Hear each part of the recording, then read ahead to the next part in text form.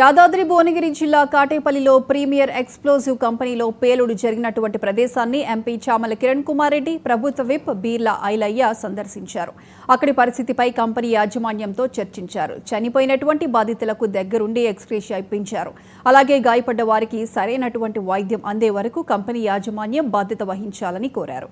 ఇలాంటి సంఘటనలు జరగకుండా చూసుకోవాల్సినటువంటి బాధ్యత కంపెనీ మీద ఉందని హెచ్చరించారు.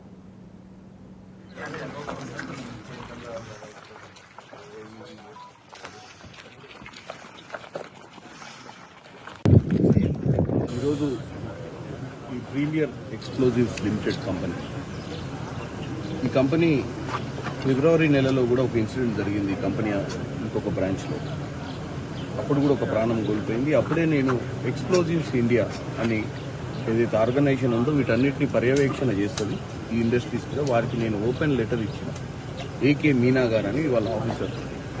ఆయన ఆ రోజే నేను ఒక లెటర్ ఇచ్చిన, ఒక ఇండివిజువల్గా ఒక మనిషిని ఇచ్చి లెటర్ కూడా వాళ్ళ చేతికి ఇచ్చి ఆథరైజేషన్ తీసుకొని వచ్చింది.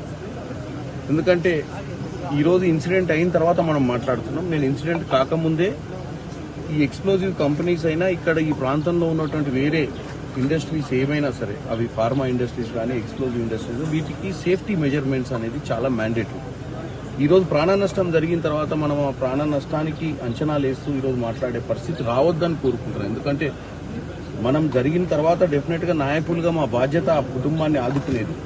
ఆదుకోవడంలో వెనుకకపోము. ఈరోజు మా ఎమ్మెల్యే గారి చొరవతోటి ఎక్కడ లేనట్టుగా ఈరోజు ఒక ₹1 కోటి చనిపోయిన వారికి ఎక్స్గ్రేషియా ఇప్పించే ప్రయత్నం చేశారు కంపెనీతో.